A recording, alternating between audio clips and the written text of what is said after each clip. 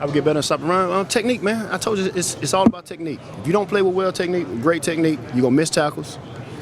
You're gonna let guys squirt out. You're gonna have big runs, and it's evident. You watch the film, man. We playing with bad technique. Guys don't get off a block. He'll slip for 5, 6 yards, 7 yards here, 8 yards there. Guys don't get in their right gap.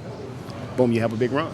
The defense is predicated on you doing your part. You know what I'm saying? Everybody has to do their part.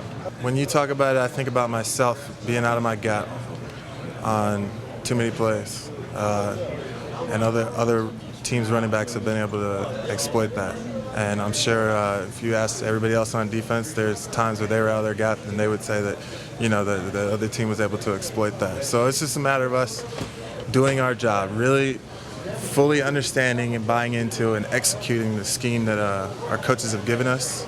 And when we're able to do that, we'll definitely stop the run. It's frustrating. It is frustrating. It's something we look at, but we don't want to panic about it. We when it's a lot of little things, sometimes it takes some time to get that corrected.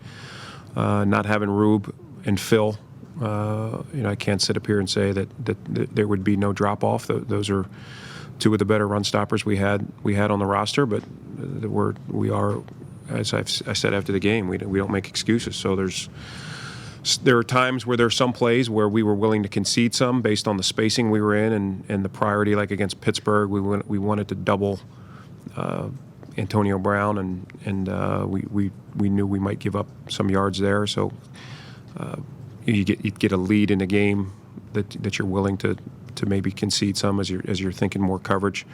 But I just think overall, I mean, it's obvious we need to improve, but we know schematically, what we have has been effective in stopping the run previously. So it's just something it's a point of emphasis, and we look to improve on it each week.